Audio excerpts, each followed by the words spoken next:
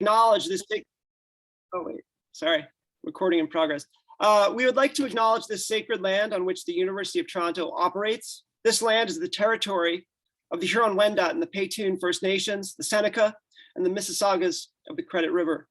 The territory was the subject of the Dish with One Spoon Wampum Belt Covenant, an agreement between the Haudenosaunee and the Confederacy of the Ojibwe and allied nations to peaceably share and care for the resources around the Great Lakes. Today, the meeting place of Toronto remains the home to many Indigenous peoples from across Turtle Island. And we're grateful to have the opportunity to work in the community and on this land. So thank you. This event is co-sponsored by the Archaeology Center of the University of Toronto and the Fifth Center for Archaeological Research at the University of Massachusetts, Boston. Thanks very much to both institutions for supporting this important panel discussion we're about to have.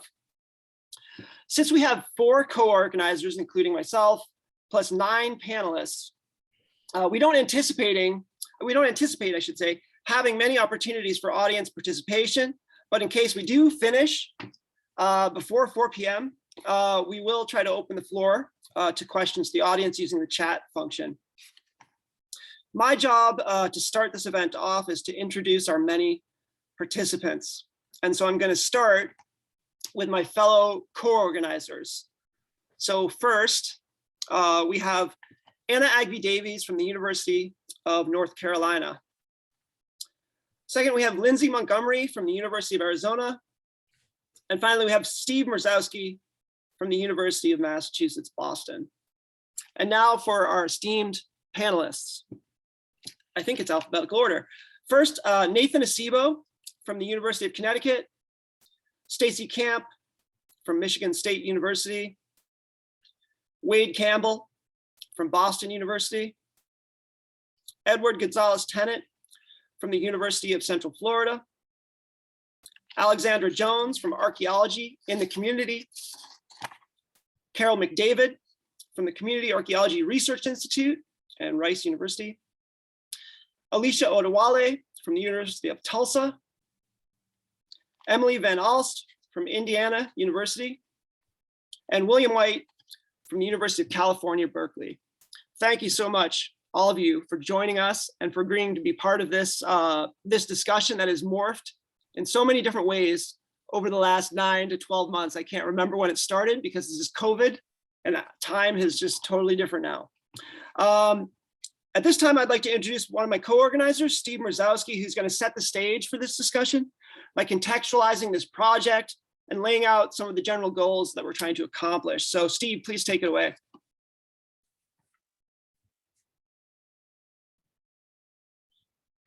I have to unmute myself, thankfully, for that thing that says, hey, unmute yourself, moron. That's what mine says anyway. Well, anyway, welcome to you all. I want to thank you all for coming. Like Craig, I want to acknowledge that I'm actually located in 2 places as we speak. If I represent Boston, then we have to recognize that it's the land of the Massachusetts and the Neponset people. Here in Rhode Island, where I am, it's the Narragansett and the Wampanoag. And I would be remiss if I didn't mention the Nipmuc, who I get to work with. So I want to acknowledge that we're on their land and their histories are our histories.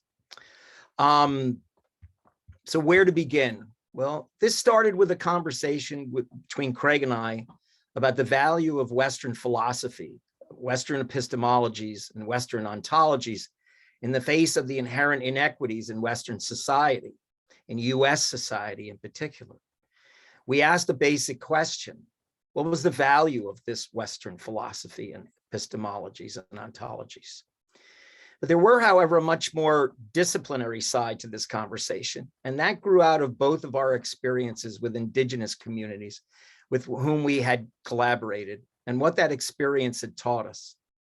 Once again, we asked ourselves questions such as, who cares about these theoretical issues in archaeology when the problems of the world are so acute?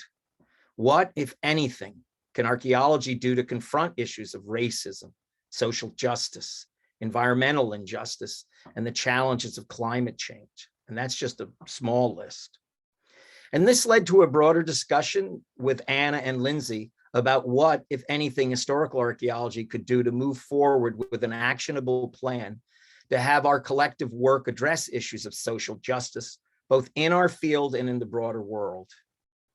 That resulted in the idea of putting together a group of scholars who represent a cross-section of the field, to gather their thoughts and perspectives on the aspiration of the field to engage in discussions of reparations, reconciliation, and restitution.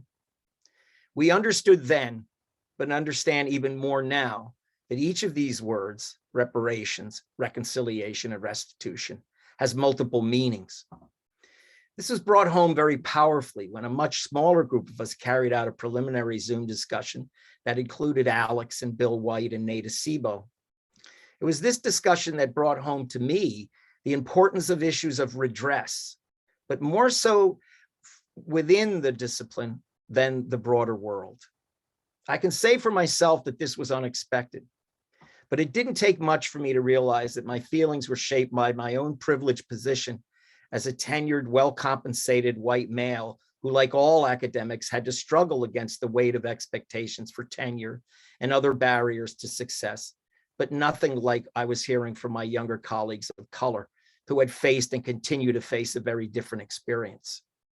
And so it started to become clear that the two worlds we imagined as intertwined but separate, the profession of archaeology and the world that we live in, were indeed inseparable. And that for archaeology to help with issues of reparations, reconciliation, and restitution, the profession of archaeology had to change.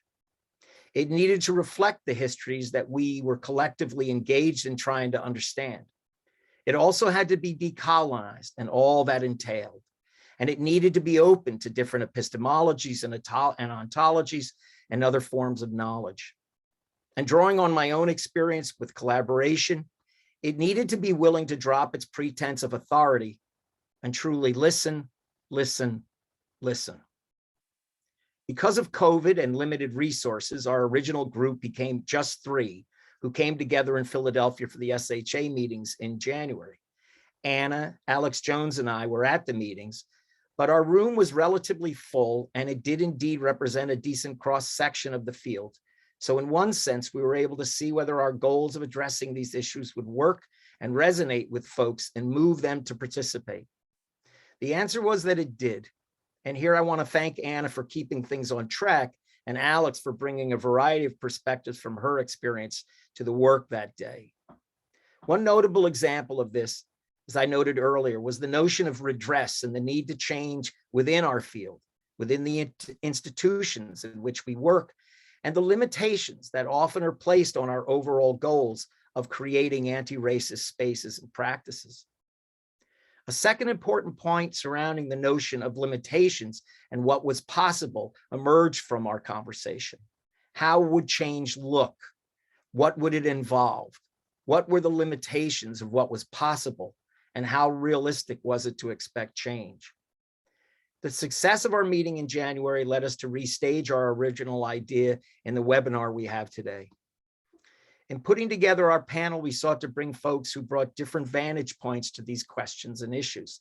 So we wanted younger folks and older folks, people at the start of their careers and those whose careers are closer to the end than the beginning, but also members of the BIPOC community whose experience in archaeology is one of the central points we hope to discuss today. And this perhaps leads us to one of our more important goals, coming away with ideas of how best to change the institutions we work for and archaeology as a profession. What we hoped for when we put this group together was a lively exchange with no real boundaries, but based on our experience in Philly, we will rely upon a series of questions to frame our discussions. So with that being said, I want to turn now to Lindsay, who's going to pose our first question. Great, thanks, Steve. As other people have done, I'll recognize that I'm broadcasting to you guys from the traditional homelands and unceded territories of the Pasquayaki, Tohono and Western Apache peoples.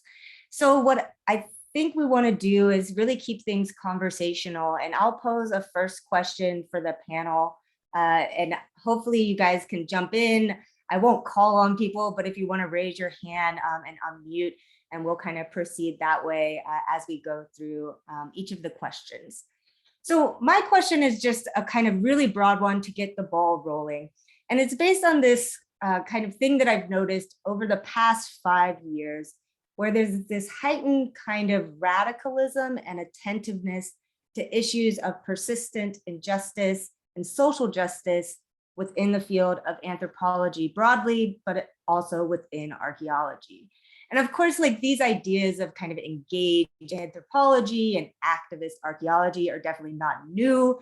They've been happening, for at least 30 years, maybe more. But this kind of particular language of social justice and the concepts of reconciliation and reparations and restitution do seem like a new kind of language that archaeologists and anthropologists are using to talk about being kind of engaged in activist scholars. So what we wanted to hear from the panel about is how you guys think about your work in these terms, if you do. If you don't think about your work in these terms, what other kind of goals or concepts are you drawing on in your own work? And what, if any, kind of benefits or limits do you see to ideas like restitution, reparation, and reconciliation? Yeah, Alexandra. So I guess fortunately and unfortunately, I see my work has definitely gone more into the social justice realm. And I think the reason being is more and more people are starting to be aware of the power of archaeology and the ability of archaeology to undo wrongs that have been done. And I'm speaking specifically, I've gotten tapped in a lot of realms for African-American cemeteries. And so a project that I started my dissertation on, and one which has come back, is around the state of Maryland trying to go through a cemetery and having to be party to the Section 106 process and how much it is not set up for community and how much the consultation is not equitable. And there's only but so much patience given by the government entities when it's done. I see why communities are reaching out more and more to archaeologists and are asking more and more for our help in order to right some of these wrongs that have historically been done by government agencies to these communities. I, strangely enough, got tapped today by a third community that's asking for my help to do the same thing. So I think in our endeavors to make the community more aware of what we do and the power of what we do also means that we're also getting asked now to use our powers for good, if you want to put it that way, to also right the wrongs that a lot of our predecessors either did through not doing adequate CRM work, or our governments didn't do pre the 60s. When, kind of going through and creating infrastructure and destroying, especially a lot of communities of color throughout this country. We're getting now asked by all of these communities to help in order to fight some of these problems. So I think where some of our colleagues are kind of pushing back on us saying social justice, I don't, think they're getting the demand that a lot of us are getting. But I think it's coming out of our advocacy work and our informing people of the power of archaeology. Yeah.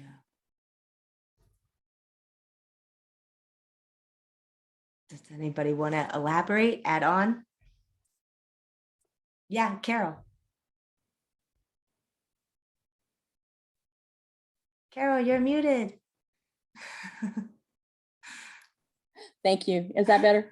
Yeah. I have seen some of these same trends too. Oh, now my dogs start barking. Okay. My only comment is that a lot of this language that you mentioned that is coming out and being more common in terms of when we've been talking about activism and engagement and whatnot for quite a long time. And the language, I think, started to shift toward justice perhaps as long as 10 or 15 years ago. I was seeing it then. And people were sort of reframing what they had done in the 90s, which was community engagement, but they were reframing it, the same activities, the same activism as activism and as justice related. And I know that was true in my writing and lots of people's writings that I can recall. But what I find, and this is just to throw perhaps the cynical tone back into that, because that's where I am right now, is that I know that a lot of the efforts that some of us did back in that period of time and with work I did has now been superseded by bureaucratic changes with sites and so forth, which have basically turned back the clock in terms of any efforts toward that at all. And so with respect to what Alex said, I think it's wonderful because I think that our outreach has had the effect of making people aware of what we can do and perhaps who they can call. And that is a huge thing. It's a very huge thing. I remain to be, though, it to some degree, it feels like that this is revisiting a lot of things, but we didn't get there the first time, and I'm not sure we can get there this time. So it's all right. I'll just be negative the opposite of Pollyanna. Pragmatic. Yes, in the sense of the deferred project. Yes, indeed. Right, Craig. Yeah. And Steve. Does anybody else want to jump in here?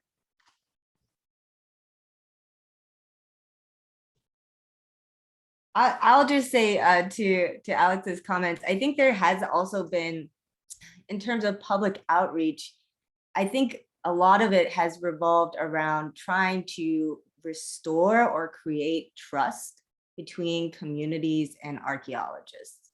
And particularly, for Indigenous communities who had this really long and troubled history with archaeology, beginning to think about archaeology as a tool that can actually help you, as opposed to being a tool that's basically eroding your sovereignty, that's a big barrier. That's a big mental hurdle for archaeologists to get over in terms of creating that trust between communities, to actually have them want to work with us and have our skill sets be useful to them, whether it's in the Section 106 process or through different, independent research avenues. So I feel like that issue of trust is a really big one that we're still kind of struggling with. And it's not, I think it is like one step forward, sometimes two steps back on those things.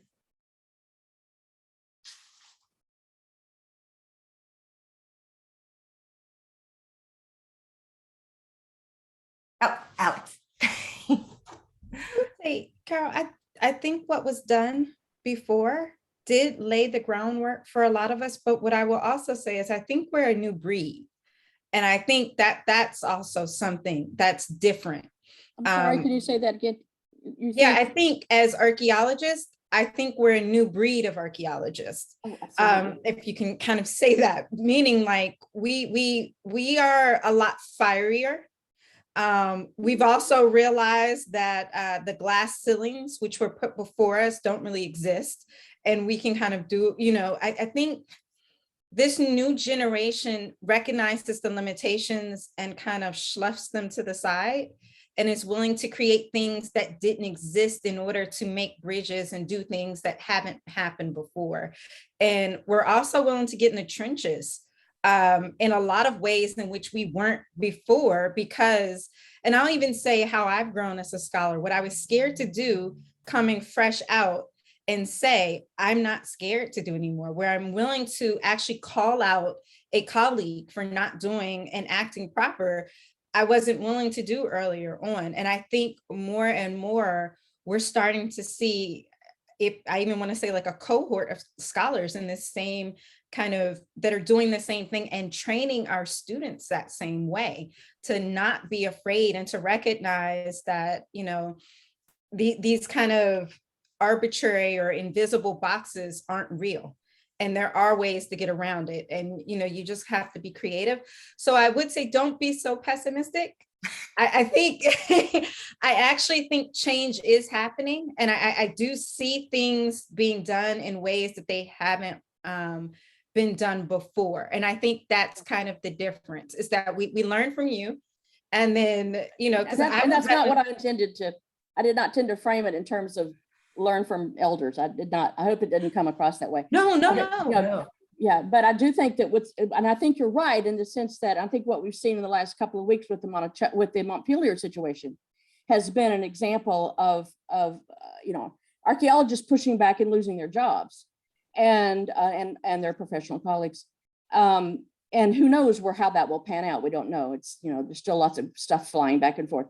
But I've also seen examples in which, you know, even specific projects that I and others have been a part of, you know, in terms of specific things and specific progress that was made, has been turned, the clock has been turned back by, for example, state SHPO agencies who didn't want to take it as far and did not want to engage the public or do not want to engage the public in the same ways.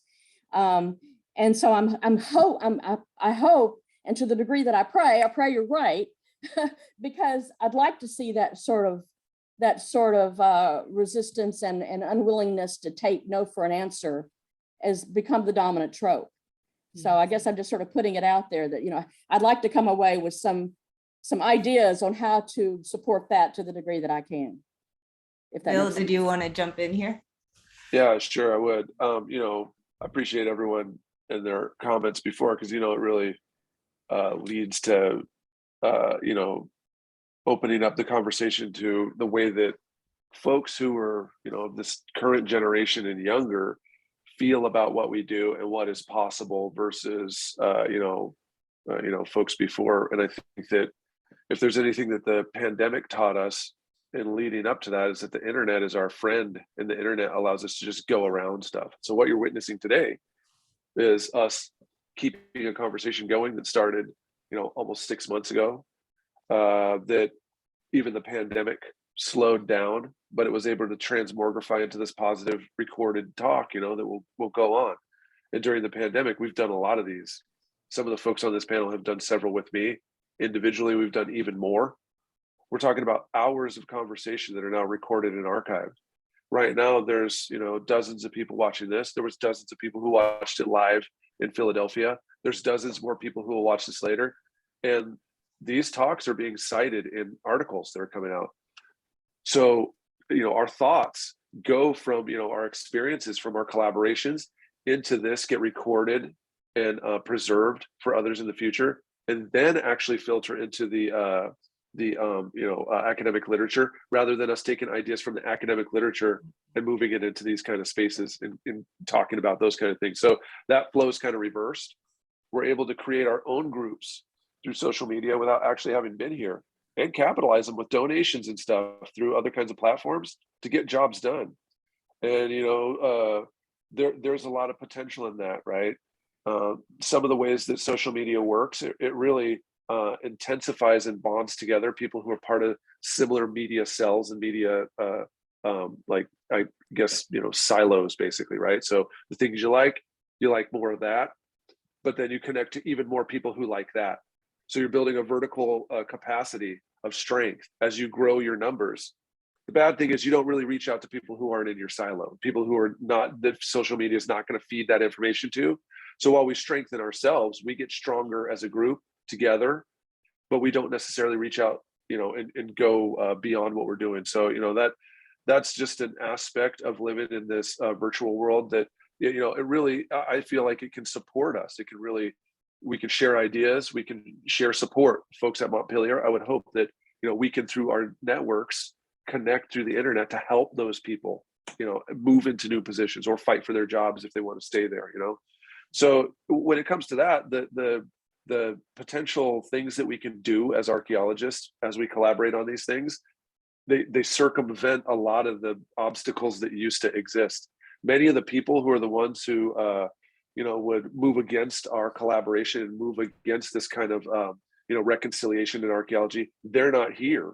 They're not going to ever watch this, and they're never even going to hear about it. Meanwhile, all the dozens of us hear about it and watch it again and again and tell all our students. So this thing echoes. We build our, you know, fan base and the folks that are there, and they can say whatever they want. They can publish their thing in their dinosaur journals that take forever to get published, you know.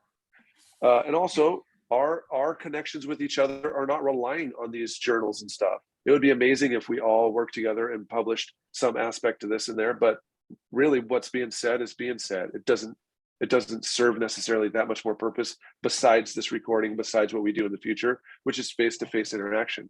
So the old mechanisms of sharing information, those are just, crumbling away, right? We write this stuff, it gets paywalled, no one ever hears about it.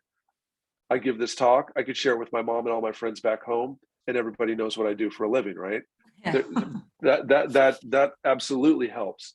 And I think, in my own research, working with communities and working with other archaeologists, I kind of aim towards, reconciliation, because I have a problem with reparations, the term with it, because how could you ever pay anyone back for what's been done? Like, I mean, I don't know how that would be healing, money or land or any of that stuff, stolen land, misappropriated imaginary money for the pain and suffering we've gone through. I don't know where that's necessarily useful. And same thing with restitution. Like, I'm on unceded Mwekma Ohlone land. Everyone else is on unceded lands, right? We were all brought here from these different mechanisms. How can we provide restitution to ourselves when we haven't even provided restitution up to the people upon whose land we now live? But we can reconcile these inconsistencies and do the best in the present moment. We can connect with each other in positive ways and, try to make something good out of this. And I do feel like that kind of reconciliation is an aspect of, my own research that I really aim towards that. I strive towards that. Amazing. Yeah, thanks for that, Bill. I mean, I think this idea of collective solidarity that you're bringing up and the way in which we're finding new ways to archive our conversations is really important for increasing, I think, the visibility of formerly marginalized voices. Ed, did you want to add in? Sure. Let me lower my hand. Let me know if I'm breaking up or anything. I'm actually in the field right now doing, so I'm on my mobile hotspot. We're actually working with a community here to identify unmarked African-American burials in what most people have assumed for decades to be, right, a white cemetery, and it turns out to be a mixed cemetery. And only now are members of the dominant, both in terms of population, but also in terms of power, dominant members of the community actually willing to sort of explore that history. And so, yeah, a lot of what I think everyone's saying certainly resonates in my own work. I mean, I've always tried to find a way of, I see archaeologists, I see us as, producers of a certain type of expert knowledge, but I've also always felt that we need to decenter ourselves. I've always felt that that's the really essential aspect of collaboration. We weren't supposed to write, long drawn out responses, but I did have one note, right? Like, my goal a lot of times with the communities I work with is to empower various members of those communities until, my goal is almost to make myself redundant. The idea being that, here we're actually, the project is being funded by the state. The monies are going to a local historical society. A considerable number of those monies are going to people who live in this community. And my name's not really on this anymore, like, I didn't apply for the grant. Other people I worked with over the years now have that skill set, right? It's a big confidence building exercise. Those of us who do this sort of work know that it's a formal exercise, and once we feel confident in doing that, and I think that's a real power that, I, with my PhD and whatever, can say, no, of course you can do this. And so, finding ways of decentering my expertise, reproducing that as much as possible, but then hearing what so many folks are saying. I mean, community, I was on the phone this morning before going to the cemetery with another African-American community group who is trying to get, this is probably one of the maybe last rural Black communities in the state of Florida that has retained the majority of its land. These are individuals whose ancestors own their land since Reconstruction and earlier. Even historians of Black Florida don't know about this. And the state of Florida particularly our governor, is targeting this community for a highway extension, a common, challenge that many of us have had to deal with. And, we're using this sort of mix of community engagement and archaeological expertise to sort of show and the mechanisms of CRM to show that, this is a historically significant place where obviously the work we're doing now is a National Register nomination based on a lot of work we've done previously. So, I think the only thing I would add, and it resonates with a couple other folks, is, this like I think a lot of you have talked about this in various publications. So much of the work that's required to build these relationships, to build, what a number of us have called sustainable projects, really is kind of, requires two or three things. One is building trust. I can't, obviously archaeologists are tools of, various hierarchies, and those of us who are trying to break those down face a lot of baggage, historical baggage in doing so. And one of the best ways we can do that, I think, is, coming to a table and constantly reminding ourselves, I can do X. How is that in service to what you want? Building that trust. And then there was something else building the trust is, it's so huge. And it's not something, that's it, right? It's not something I was not well prepared to do in graduate school, right? I did not have maybe as many true examples of what collaboration actually looked like, particularly decentering ourselves as experts. So I think for a lot of us, I really hear like what Alexandra says, right? We're, a new breed in the sense that we're building on what came first, but we're also very happy to push against, or at least we're seeing there's enough of us to support one another in pushing against these established practices and hierarchies that I don't know if feeling safe is the right word, right? But feeling empowered that we're not going to be alone. And so like what William was saying is, an event like this reminds all of us that we're not alone, that we're part of a huge community, really, looking at the numbers who are here right now, a huge community who want to see this not just tolerated, but like this become what archaeology is. Yeah.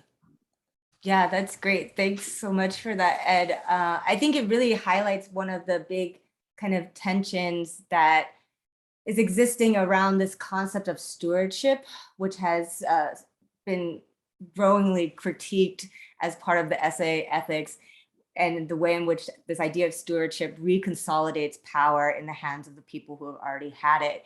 And I love that phrase that you put in service to. I like in service to as an alternative model to this idea of stewardship that's been guiding archaeological practice for so long. So I think I'm going to turn it over to Anna for our next question, and we'll keep the conversation going.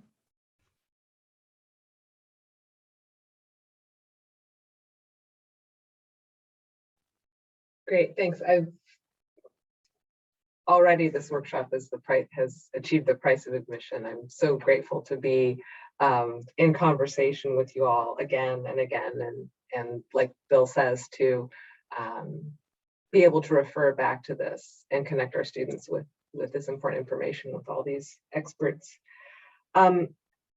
So when Steve gave the introduction, he highlighted a point that I wanted to reinforce, is that as we were assembling this panel, we wanted to make sure that we heard from folks speaking from a variety of standpoints, right? We wanted people who were in the academy, who had experience in CRM, who were in the museum world or in nonprofits. We wanted people at different stages in their careers, people working in different parts of the country on different time periods, folks who came from different standpoints themselves demographically. Like we wanted the spectrum of genders and races and ethnicities and nationalities so that we could understand what archaeology looks like from where you stand and what the potential of archaeology look like from where you stand. So the way that we want to draw this out from you is, I'll just look at the question as we have it written down. Who among you would like to tell us about how your own experiences have influenced your views of what is possible within archaeology, both for others, and you can read that others however you like, if you're thinking about the public or students or what have you, what is possible within archaeology for others and also for yourself. And if I can, Lindsay was very kind and said she wasn't going to call on people. I may call on people just to try and bring more voices into the conversation. And on my top row, the person I see who has not yet spoken is Alicia. So would you like to jump in? Can you tell us something about how your own experiences, either within the discipline or your life experiences, have shaped your views of what's possible within archaeology for others and also for yourself? Thank you for that. I would love to share my experiences.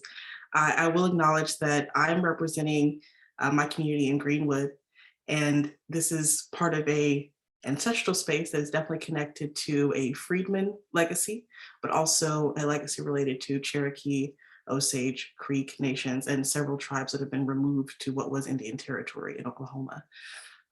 This space that we are doing work in Greenwood, and myself as an archaeologist, my experience is probably, I don't know, different than a lot of our panelists here today, because I am from Tulsa, born and raised in Tulsa, and I'm a descendant of a Tulsa Race Massacre survivor. Because of that positionality, the way I come into this space as an archaeologist has been very different because like everyone knows me, and I'm also, you know, unfortunately in a space that I stand out automatically just by my presence, because there's not another Black archaeologist in the city. So there's really, in the state of Oklahoma, there's only me and Leslie Rankinhill, who has retired. Yeah, it's that bad. So the way I do work and my experience and what I see as possible in archaeology has absolutely been shaped by the community. Because whenever I graduated with a degree in archaeology, I have been doing work in the Virgin Islands with several of my colleagues here as panelists. Most of my training has been in the Virgin Islands. I didn't have the capacity to come home and do work in Greenwood until the community fought for me to do work here. And they raised the money. They raised everything to make sure this project existed and was descendant led and was everything that, you know, we wanted it to be. I wouldn't have been able to do any of this had the community not fought for that work to exist. And that's because they already saw the value of archaeology, and they intentionally wanted a Black archaeologist to do excavations in Greenwood. And unfortunately, they had one option to do that. So it was a completely different experience for me, because the traditional side of archaeology, we have our research question, we get our permits, we apply for funding, all the things. And then this process was completely swapped. The community, they are my stakeholders, they are the donors, they are the ones who raise the money for this, they're the driving work forward for this. So for me, it was a space of, man, if archaeology had the capacity to just wait and see what are the community needs before I come in with my own agenda, it's been completely refreshing, because I didn't come in with, you know, here's my research question, here's a finished plan, what does the community want to do here with this finished plan that I've already developed, but literally them coming to me and asking, what would an archaeology project in Greenwood look like and how much would it cost? I gave them a proposal, they raised the money, and then we got to work. It was a completely different process, a grassroots process where you didn't have an external body, a third party member deciding how this was going to work, how this would go forward, and the interpretations that came out of it. So it was a completely different, a liberating experience that I have been so thankful for, to have this be part of my work and my career in archaeology. But it's also completely changed what I thought was possible.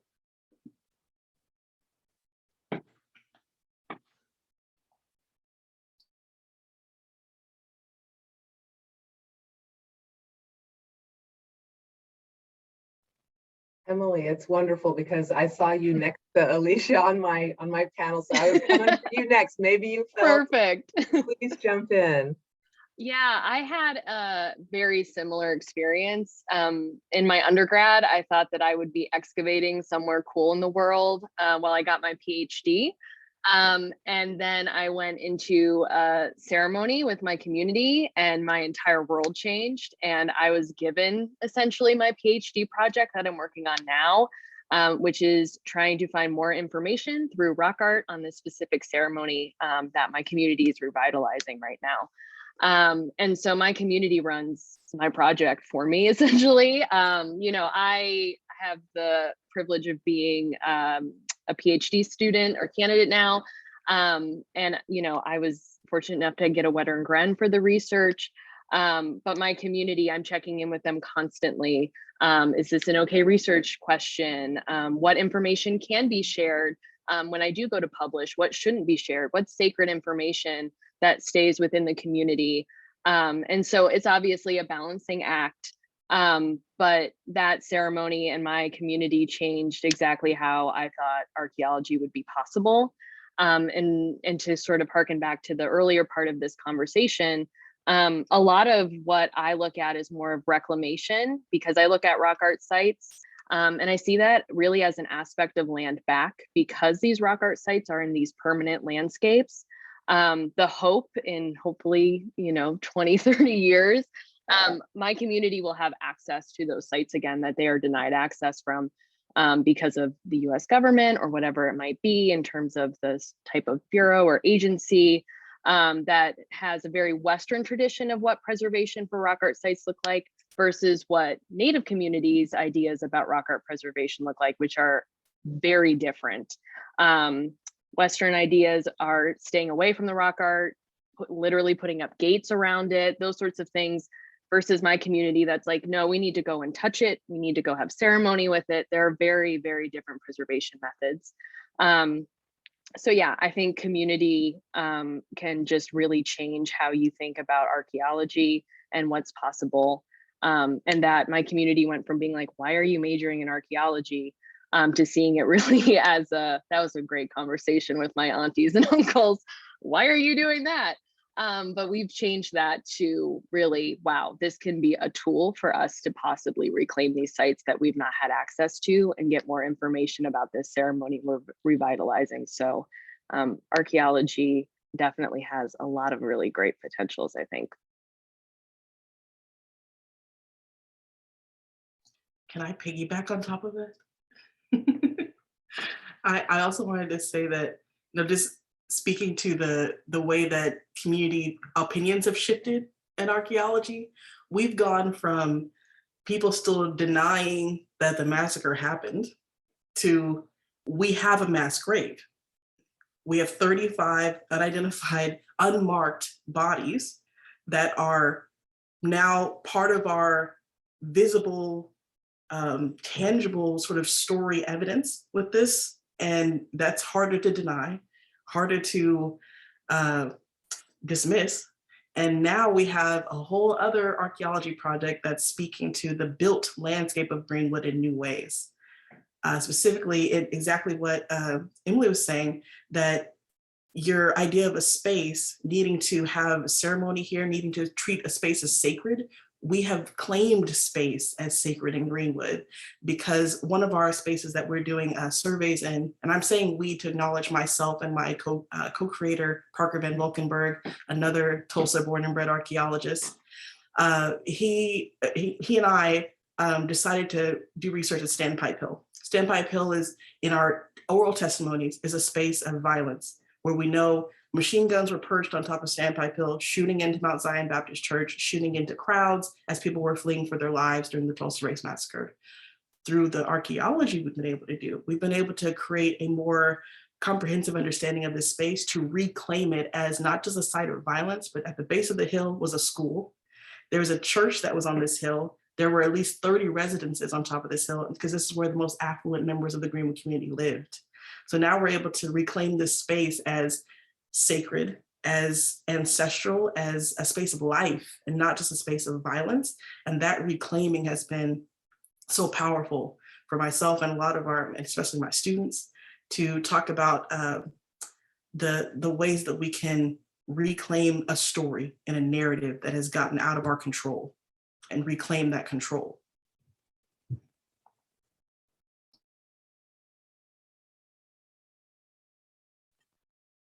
I love how Alicia and Emily have brought another R word into our into our list. Reclaiming, I think, speaks to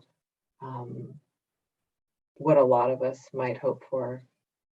Wade, would you like to jump in, and then Craig, maybe you can be next. Sure, thank you. No, this conversation has been wonderful, and it's brought to mind several different points that, as a member of the Navajo Nation, as the Neth man whose research focuses on Navajo history and culture from, in the current moment, as far back as we're willing to sort of take things. The last point about sort of reclaiming history is where I consistently find myself returning, actually, to the point that when I'm at home, I think American archaeology, so a great anthropological project, is a kind of interesting one, because for me, that's not the driving force for the work that I do and the reasons why I do it. And I think the realization came time and again when trying to explain projects to people over the past few years. I see myself as a historian, and I see archaeology, particularly in the work, engaging with Native communities, that archaeology, in combination with texts and oral histories, archaeology with its kind of unique material focus on the past is really ideally suited to helping Native people reclaim the ability to write their own histories beyond a certain point. And for me, the point was always driven home with, sort of looking at, there's these books about Navajo history and such, and they all start in like the 1840s, essentially, because that's when the Americans show up on the scene and start this process. I'm interested in sheep herding in particular in the Navajo community, and it's a process that begins 2 centuries before the 1850s. Well, we don't really know anything about that because the Spanish records are limited, and because Navajo people, like Apaches, Comanches, other mobile folks in the Southwest, they were never colonized in the same way that other groups experience. And so you have this flipped script where people are existing out there, living their lives, doing these things, remaining free, yet that narrative never kind of makes it into these larger accounts, where it gets kind of pushed to the side. And so for me, a huge part of this is the sort of goal of trying to give voice to elements of the Navajo past that beyond a certain point in time just aren't recorded.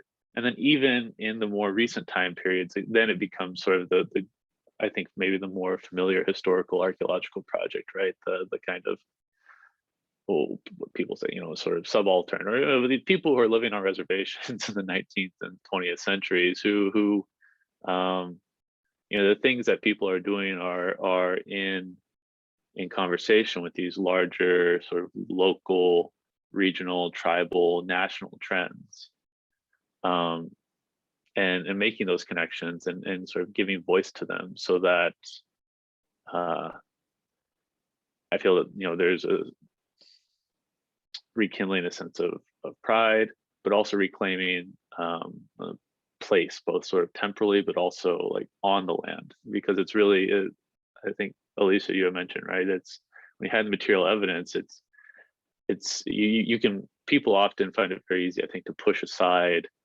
oral traditions in particular. But when you come and say, this is a site, and you can leverage the material and create these interpretations that archaeology is so good at, that's much harder to reject. That's much harder to turn aside. And so for me, I think that's this reclamation of history is something that I consistently come back to the point that, basically, as I was saying, at home, I don't really introduce myself I'm not an anthropologist. I see myself much more as a historian.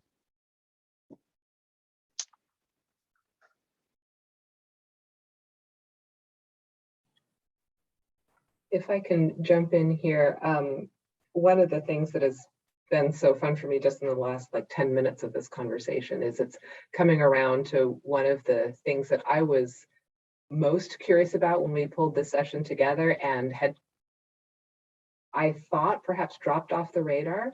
So when I was thinking about the questions that matter, I was thinking about like the research questions, like how does our work do, like how do we use our superpower, to quote Alex, to achieve these ends that we want in the world that we inhabit now. And some of the things that you were saying, Alicia, about that, and you, Wade, about evidence and new narratives, and what Bill said in the comments about healing, that really is speaking to all the things that I was hoping that would surface. So this is, you know, coming back around from my perspective. Craig, you had your hand up earlier. Do you want to?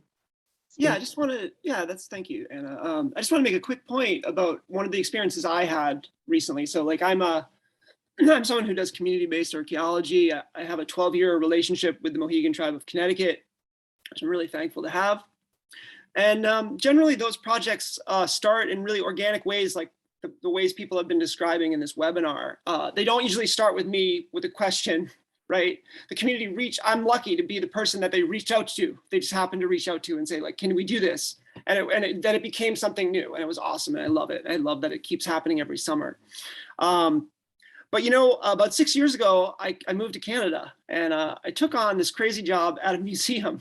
And let me tell you, that is a different way of looking at our discipline. And I recommend all of you to spend time dwelling. Maybe one of the questions that count is, what is a museum right now, and what should it become? Because I got to tell you, when I work with Mohegan, when I work with the Council of Elders and they bring me into their office and they ask me a question, I have no problem answering because I know what I did in the last 12 years. It's a different story when I have to answer for 200 years of collecting practices that are just egregious, right? I have to go into a Council of Elders that I've never met, and I have to tell them things that I can't even, when I share them with people I work with at the museum, they say, why would you ever tell me that? And you know, I think I felt really good about who I was as an archaeologist before I became a museum professional. I really gotta be honest. And I think it's a good check. This has been a really good check about who I am and what I want to do with my life and in this discipline, because it's really made me question everything, right? That I didn't question before. And yeah, I just thought it was important to point that out. Like, we might feel that we're doing really good community-based work in this one place, and that might be true. But as soon as you take the person out and put them in a new situation, and by the way, being in a museum, one of the things you have to deal with is just the glacial pace of bureaucracy at a museum. And like the stress load that you take on for that 200 years of collecting to make something simple, like a community needs to take a pipe out for a ceremony. Oh, no, we need to get everyone's signature. Like, it's just the bureaucracy is insane. So again, I think I'm the only museum person here, I think, I don't know, but I just wanted to add that in as my 2 cents. I know I'm an organizer, I didn't want to say too much, but you know, that's my 2 cents. The floodgates are open. Stacy, please. So I will echo Craig's sentiments as someone who helped run a federal archaeological repository for a number of years, that there is a lot of red tape. I'm an associate professor at a university, so I have a lot of power in this position. And as I've gotten older and realized how the university works, it's very complex. I've been at 2 different universities, and the way those universities work are very different. I realized that there's a lot of power. There are superpowers that we have, especially with tenure. And one of the things that I've been trying to push at my university, I think a number of us can do this in our positions, especially if you have tenure, is making sure that whenever there's a hole in the ground, this is what I tell everyone, whenever there's a shovel in the ground, someone is consulted, and it's not just me. So one of the things I've been trying to push for the last couple of years is developing a tribal consultation policy. And it doesn't have to be through federal funding. It's whenever a shovel goes into the ground that there's consultation before it happens. So I think that's something that we can do in our roles, especially if you have tenure and you work in administration. You should be able to push for that and get to the right people. So that's just one thing I wanted to add. But yes, having worked in a federal repository, there's a lot of red tape, a lot of red tape.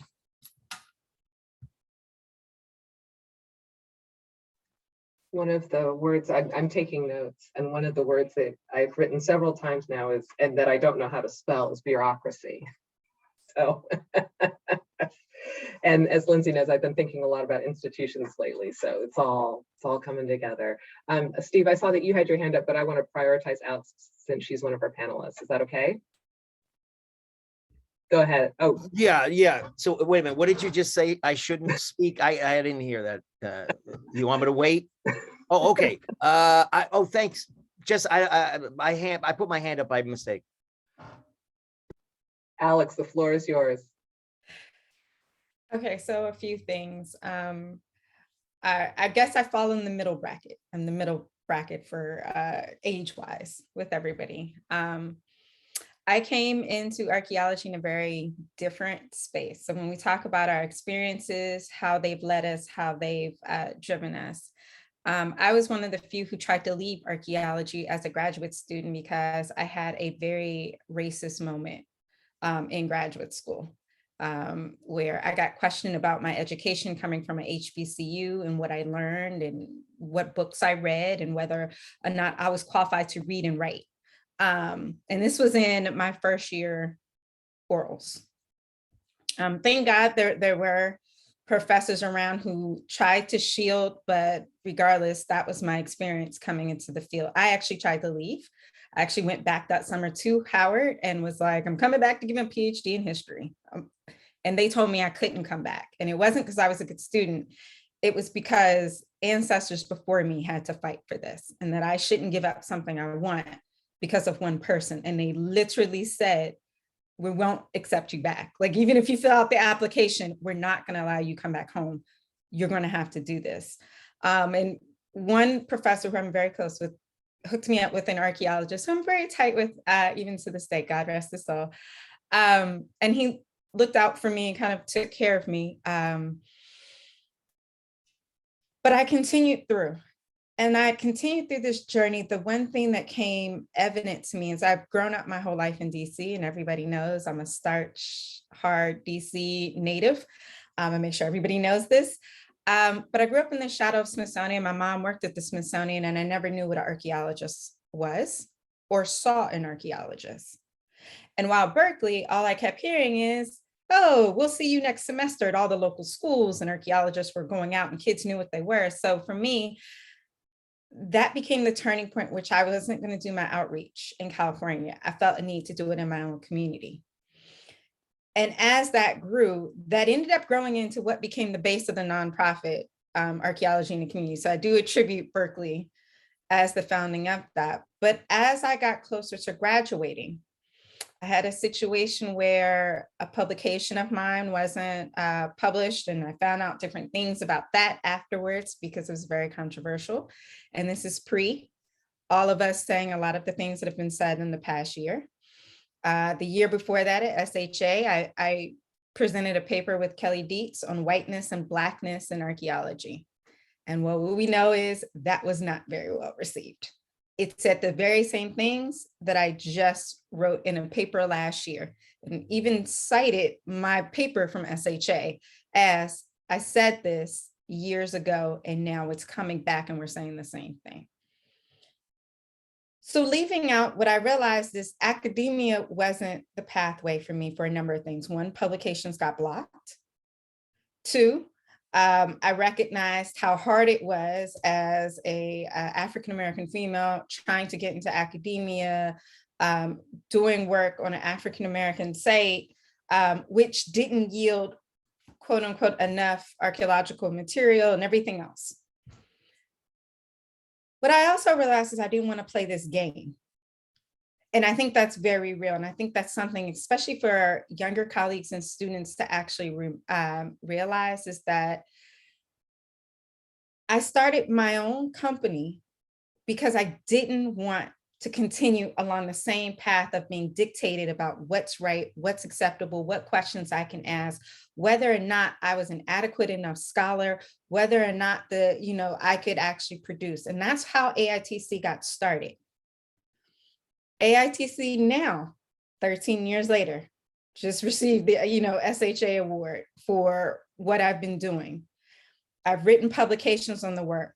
I am tapped internationally by archaeologists to come and do community work and do. So when we talk about looking at the work that we do and how does it shape us as a person, I will 100% admit to you, there were many nights, and I know we're not particularly religious, but I literally cried to God, why is this my calling? And every time something would pop up and say, this is what you're supposed to be doing. Every time something.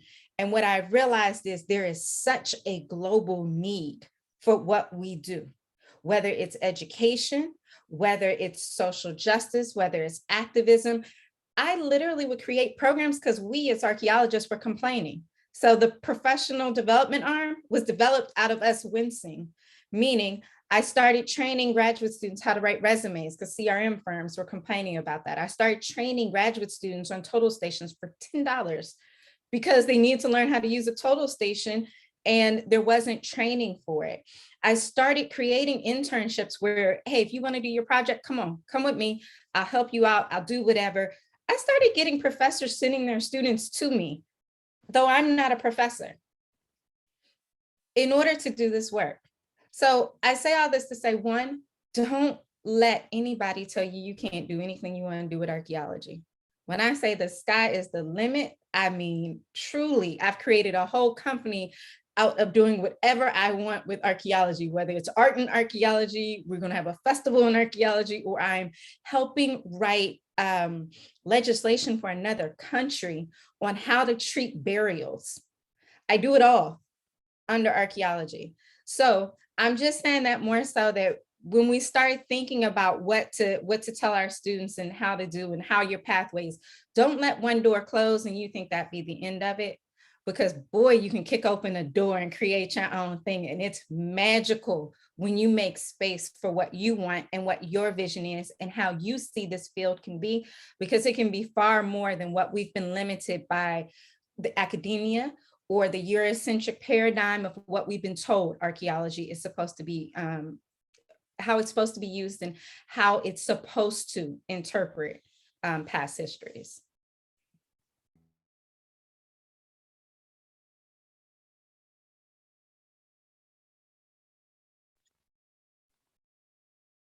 One of the things I've always admired so much about you, Alex, is the way that you have created that path, like built the road as you walked on it. I think that's an incredible lesson for anybody listening to this conversation to take away. Thank you so much for sharing that personal element of your growth, right? How you've become who you are. Bill, I see your hand is up. And Steve, I didn't mean to completely shut you down. So if you would like to be next. But first, let's go to Bill. Yeah, I don't want to get in the way either because, you know, I got to watch what I say because I'm on the tenure search and some of my students are in the room. But revenge is a serious motivator in my career, revenge. And, you know, when those kind of things happen, you can either give up or you can make sure that you are there at that day, just like Alex is talking about, where the things that they were saying weren't enough or weren't good enough are what they're rewarding you for, right? It takes a long time to get there and it's not easy, but the sweet feeling of overcoming other people's obstacles is actually a good motivator for me personally. It's not a positive way to run your career, but I'm not gonna lie, revenge is actually something that I've, you know, tried to outdo folks who did me wrong in the past.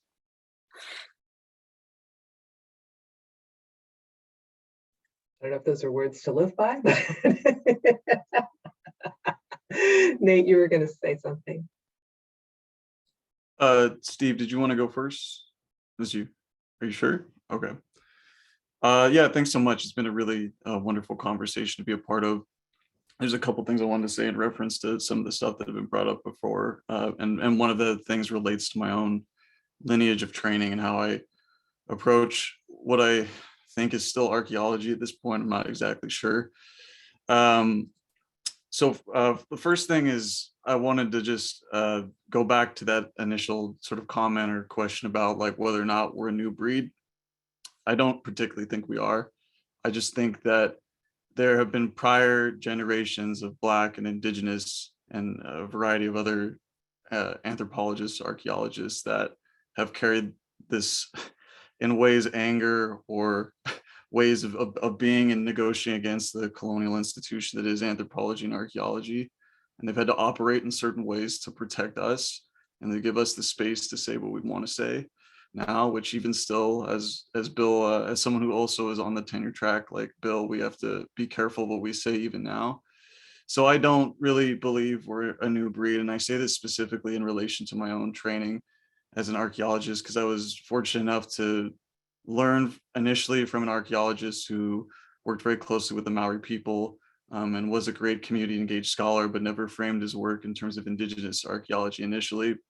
And unfortunately taught me the ways of human behavioral ecology. And I quickly got rid of all that shit when I started being retrained by the Tongva and Ahashman community of the Los Angeles basin. So I did my first archaeological field school on the Pimu Catalina Island field school, which I don't know if it exists in the same capacity anymore. But I was fortunate enough to learn from really amazing women anthropologists, particularly Desiree Martinez, Wendy Teeter, Karima Kennedy Richardson, and a variety of other elders, and now aunties and uncles from some of the Tongva and Ahashman and Payam Kawishim community. And in that context, I mean, they've always had, I don't think any of our dissatisfactions are new. As Alexandra just mentioned, I think that they've had to hold it in different ways to create the space for us to come now into this arena that is anthropology or archaeology to challenge certain things. Another thing I want to say, and not to introduce more R's into this panel, but I'll get to that in a second. I'm interested in the ways in which archaeology, like I said, if I'm even still practicing at this point, and I don't mean like as a faculty member, I find less and less interesting in archaeology as it's traditionally defined for me. And part of that is I also have a dual appointment in Native American Indigenous Studies here at UConn, which will soon hopefully be this new critical race theory department. And the more time I spend over there, or people working in intersectional education studies and stuff like that, I find myself connected to trying ways to not just create stories as the archaeologists, for Indigenous or other communities that I work with, but finding ways to just be a vehicle for the stories that they would like to be told. And I think this is very, very critical for the R that I'd like to introduce going forward, or that the stories that we still create or generate for those communities, those peoples, that they selectively keep for themselves for their own purposes. And I think part of there's a million things that are wrong with anthropology and archaeology, but one of the problems that I think we have is I think we assume we're one good storytellers, which, as I just was very critical of one theoretical perspective, I don't think that generates particularly great stories about the past. But we often assume that like we're generating stories for all, and as Bill mentioned, those are often paywalled anyways, so people don't have access to it. But beyond that, many things that we as a field of archaeologists have created stories about were never meant to be talked about in the first place outside of community. And so I'm interested in a generative archaeology that creates stories, some of which are for the people that we work with, we collaborate with. And I think the critical thing, again, in reference to those before us that couldn't speak because they were protecting us, or the mentorships we form, that it's not just a sustainable relationship, it's a lifelong teaching relationship that goes both ways. So the third R that I want to talk about, and then this again relates to some of the people that I was fortunate enough to learn from.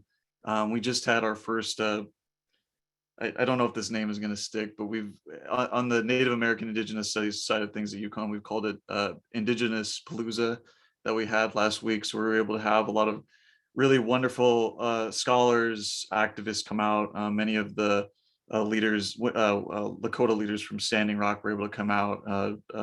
Mishana Goman, Audra Simpson, a bunch of other people were able to attend. And a word that they've also mentioned many times, but I never really fully digested as an archaeologist, because again, I feel like we focus on things like, reparations, repatriation, things like that as being like the finite, or well, not the finite thing, but the thing that we provide for community through how we deal with the material past as being key.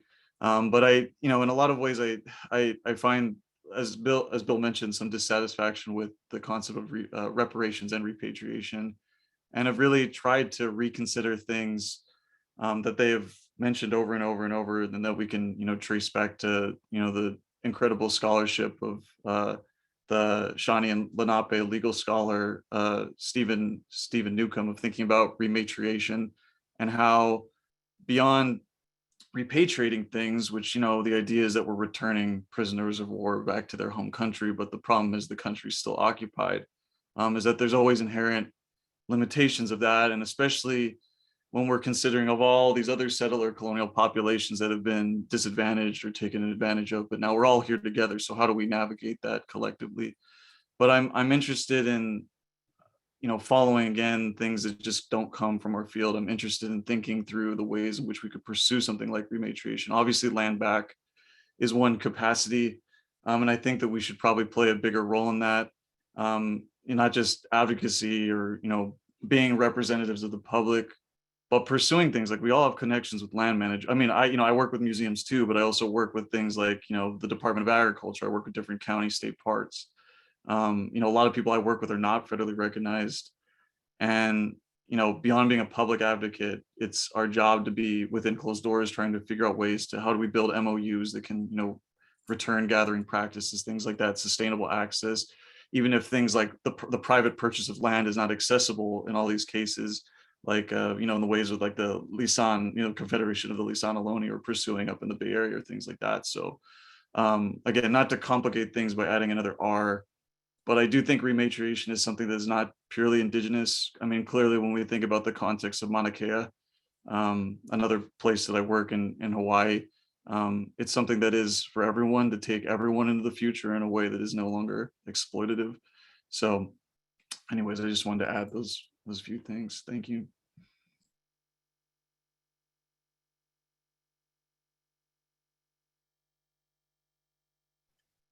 Yes, I echo Alicia's suggestion. If you don't mind, just a little bit longer, Nate, kind of opening up this idea of rematriation. It's not something I'm at all familiar with, and it's touched you. I'd like to know more. I can share a couple articles. There's also rematriation.com, which has a breakdown of that as well. But in the simplest of terms, it means restoring a living culture. Well, this is how Newcomb defines it in this sort of seminal piece, but returning a living culture to its rightful place on Mother Earth. So reconnection with the land itself. So I mentioned that like repatriation is the idea of returning ancestral remains, but these are obviously not remains for indigenous people. They're ancestors that are on just a journey. They have a future. They have one that's a future that's being denied by sitting in a repository, right? So you return them, but then you return them to what if there's no land with which they're rightfully meant to be put back into? So if that doesn't exist, then what is that? I mean, obviously there's value and efficacy to make the return, but the idea that we need to have more of a restorative connection back to the land, acknowledging those sacred relationships beyond things like, land acknowledgements are great, land backs even better. But finding ways to like rebuild those connections, like inclusively with the land itself. And again, archaeology is something that always points to that, because regardless of whether you're working in a museum or you're working in the field someplace, something came from the land, something was built out of those socio-environmental contexts and things like that. And pursuing a type of archaeology that understands those relationships. For instance, I have like a grad student right now, Craig knows this as well. I've tried to hook her up with him. That's trying to find different ways in which like the New England landscape, from things like cobalt finishing and road salts and quarry sites, are leaching heavy metals into things like sacred plants and stuff like that. It's a thing that, even when we talk with our geochemists at UConn and other people, they never really considered that beyond things like, well, how is it getting into the food that we get in Stop and Shop, or how is it getting into the wines that we consume and stuff like that? Well, to even like, we need to look for these connections like with the land that can set up things like this union in archaeology. And that is something that is deeply archaeological. It's something that's born out of the materiality of the landscape that, we haven't engaged with. So it's a return to the land. And like, we're all here now, like I'm not indigenous. I don't claim any of that heritage, but I am Filipino, and my relatives that claim they're Tagalog, Ilocano, and we came through Hawaii, so a lot of us are intermixed with Kanaka Manoli people back on Oahu.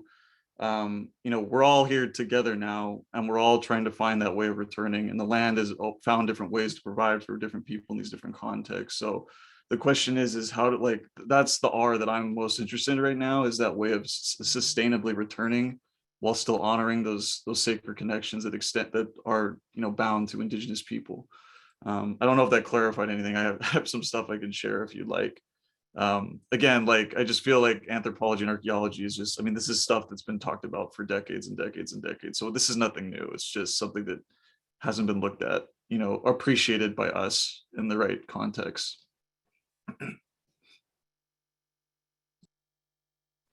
Thank you so much. I know I, for one, am going to eagerly await those shared references. I think I remember seeing Ed's hand a moment ago. Would you like to jump in?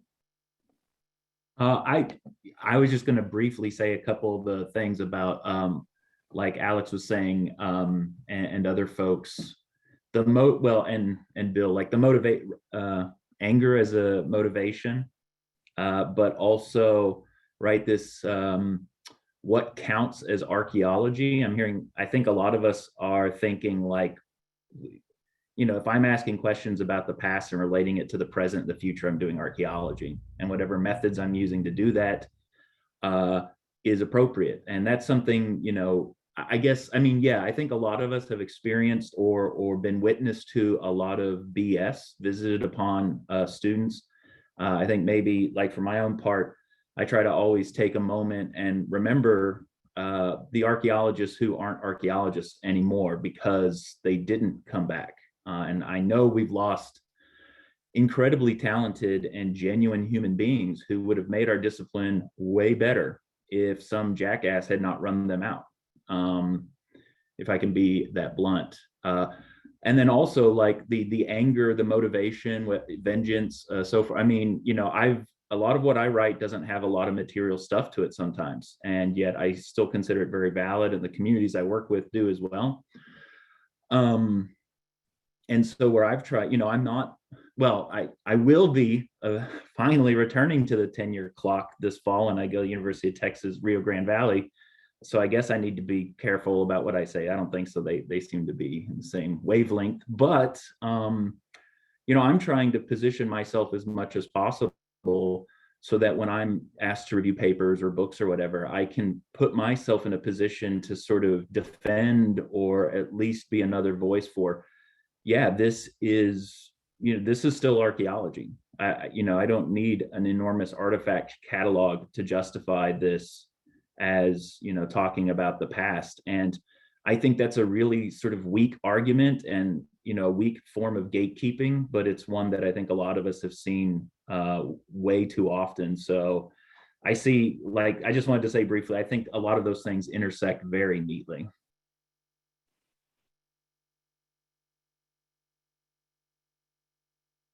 Please, Carol. This may seem surprising given my comment earlier, but what I would like to see is our discipline stop being held hostage by the for-profit publishing industry and a corrupt peer review system and an academic system that demands a certain level of we'll call it publication if you like, but a certain level of publication in these kind of places in order to validate one's work, when in fact places that the sort of place that Nate mentioned about Reparations.com, other places that we know of, Alex's work, if I feel a sense of revenge, and at the sort of at the closing stage of my career, if you like, it's that we are still held hostage by that.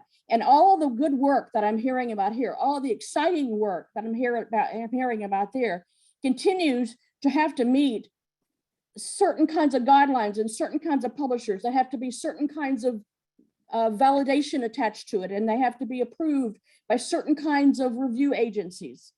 And I say that with respect for the journal that I've tried to work on and tried to create, but that too is changing because of automated peer review, submission systems, and a whole host of other things that I really would love to see, the kind of energy that I'm seeing every person here expressing about their work, which is still, if you're looking globally, because I still look at papers that come in from all over, and I see the kind of hoops that people are trying to jump through and the kind of boxes they're having to put themselves in to get published and to get recognition so they can get tenure, and they don't want to piss people off, et cetera, et cetera, et cetera. So again, I feel motivated to say that because I think it's really important. I feel like we're held hostage by that system. And until we are, we will never break our own bonds as a discipline of really getting our work out there to the people who really deserve to see it and need to see it, and the people we really want to be interacting with. Okay, enough.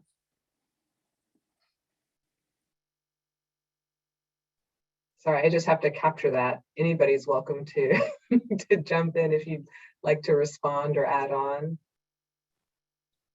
Please, Steve.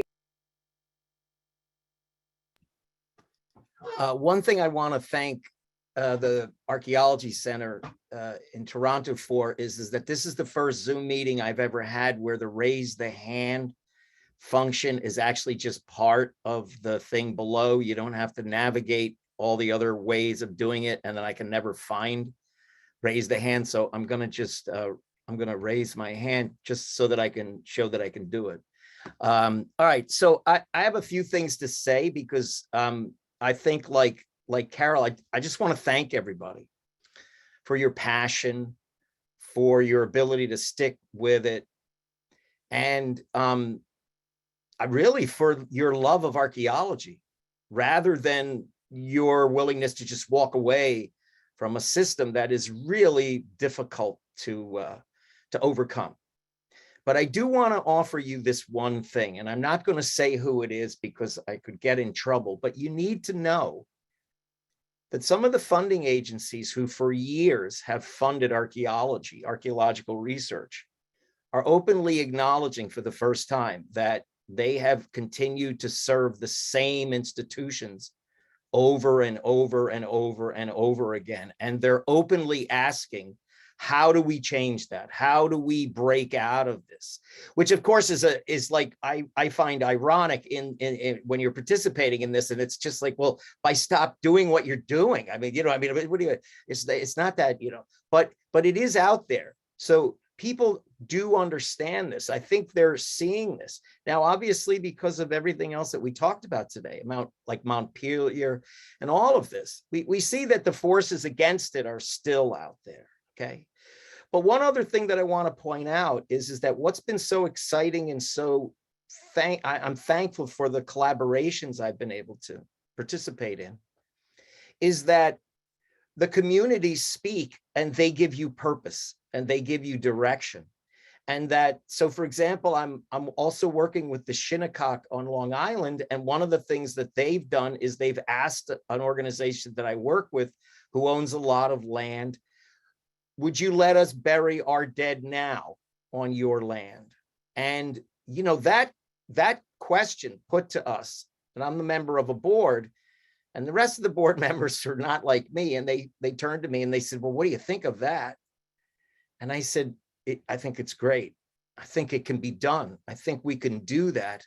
And the fact that they were willing to ask us to do that really shows that we're altering the landscape here. We really are changing the way things are happening.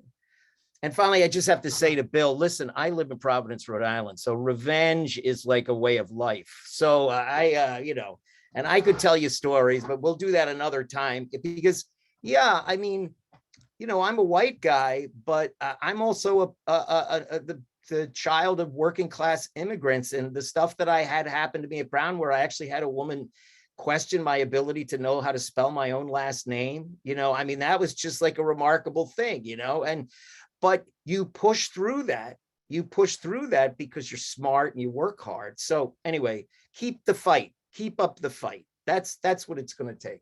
All right, so now because I have the floor, I get to go to our next question because that's my job anyway. So this was chosen as the question by the other three of my colleagues, which is, let's all pick the article that Steve Brzezowski has written that has been the most moving in terms of your life and your career.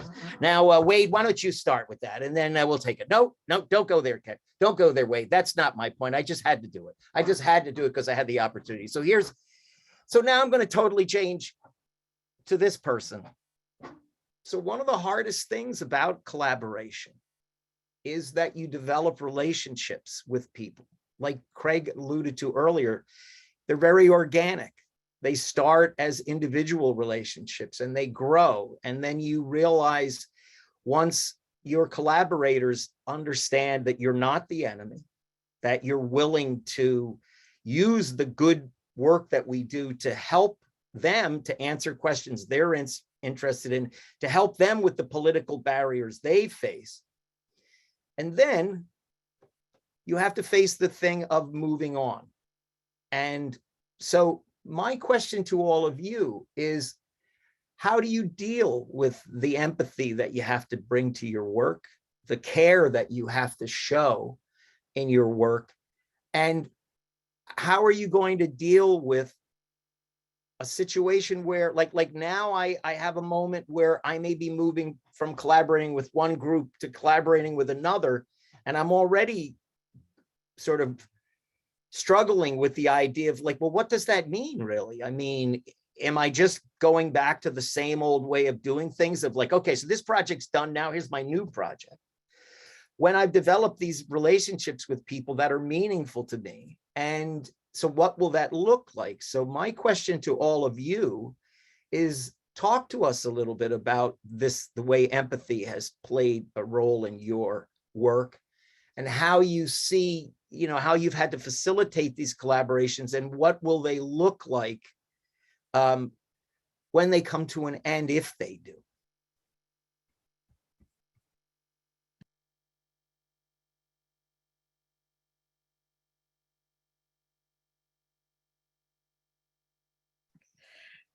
Okay.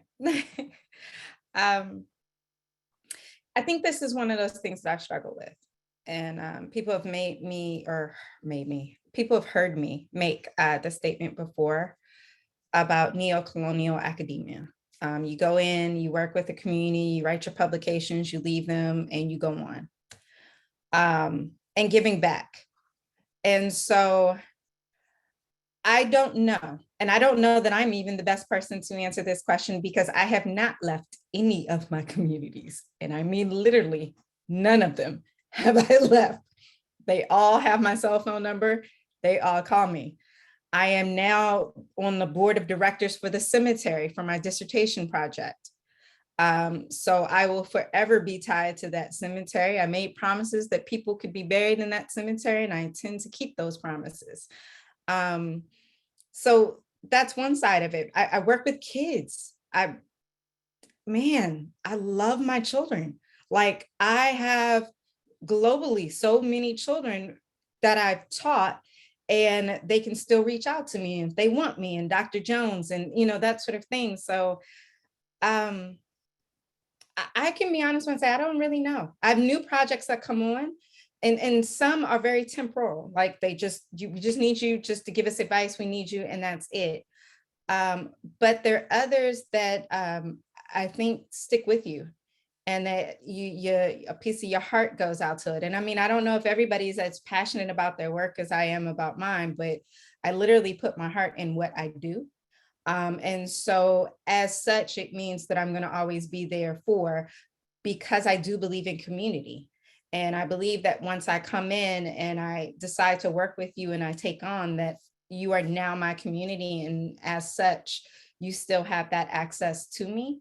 And I'm still going to make sure that you're good in whatever capacity that is. And I also recognize that my community also recognizes that I have a career and other things going on. So I also think once you become that tight, there's a certain amount of respect for time that goes back and forth. One group I work with, they know I'm very busy. So they're literally like, when do you have time? And I'll dedicate a day. And that's when we all do our stuff and we work whatever they need out. And, you know, I do that, but I don't know that there is an end.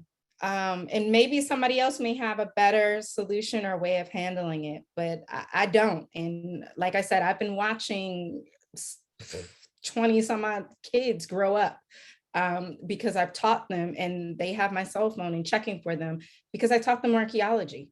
And I have graduate students, and oh, by the way, my kids are middle school students, so not necessarily my college students that I'm calling kids, and that care about my college students as well. So I don't know. I don't know. I guess it's different being an archaeology educator. Mhm. Well, no, I thanks for that, because, you know, for me, I think this is one of the reasons that we wanted to have a large group, because when I talk about the end, I talk about not that I mean, people will ask me, when am I retiring? And I tell them that by the laws of the Commonwealth of Massachusetts, they can't ask me that question. But, you know, I have to think about those things. And then I have to think about, what does that mean when you've poured your heart into these projects, and you know, they become really your purpose, your being. And you know, like, so I can't imagine that ending. But anyway, Alicia, where did Alicia go? She had her hand up. Oh, there you go. I was yielding my time. But I just wanted to say that, Alex, you are absolutely the right person to answer this question, because I mean, you and Bill, us working in St. Croix, the fact that we've opened up this pipeline to work ourselves out of a job, like, that's the whole mission there.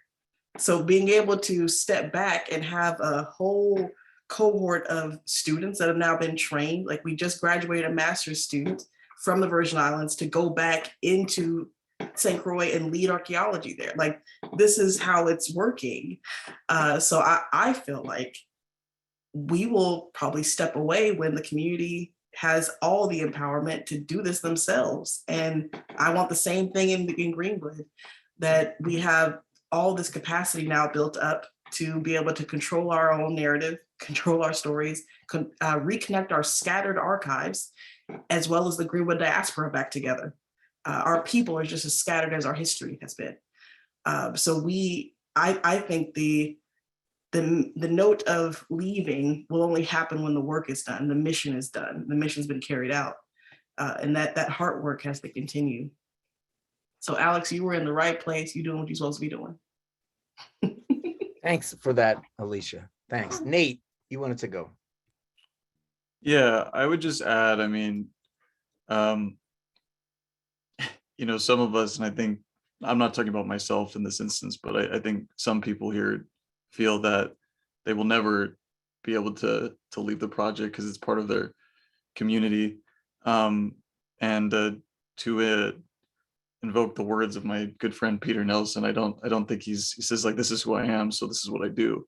And I mean, he just bought a house on the res, so I think he's there for the long term as part of that community. So I think some of us have that obligation built in for the rest of our lives, regardless of just like whatever capacity that are in. But even though I'm saying that, I still think things do need to end. Things very much need to end. There's a lot of problems with them not ending.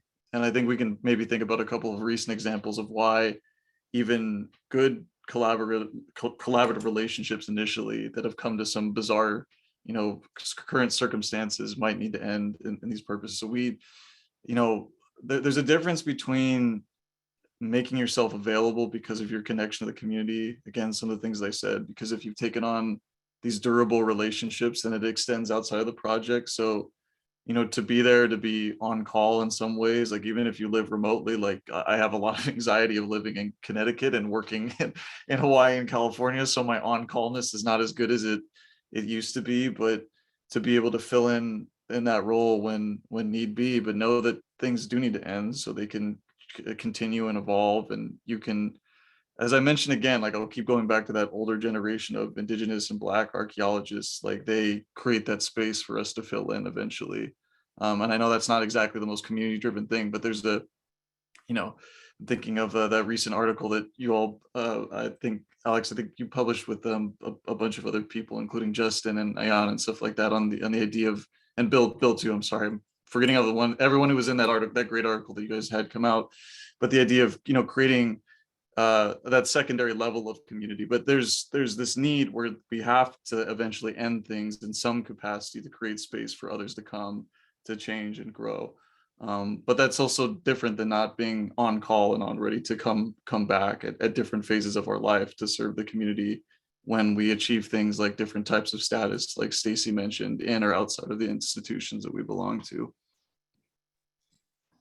Yeah, I mean, one of the things, Alicia, that you said that, of course, it didn't dawn on me until you said it, and it is that one of our jobs is to build capacity, and that's how things don't ever have to end. That maybe your time it comes and then it goes like life, but your students, people you train and people you work with, hopefully people you impact, they go on, and they're not going to do everything exactly the way you might want them to or whatever, and you don't want them to do that. You want them to be who they want to be.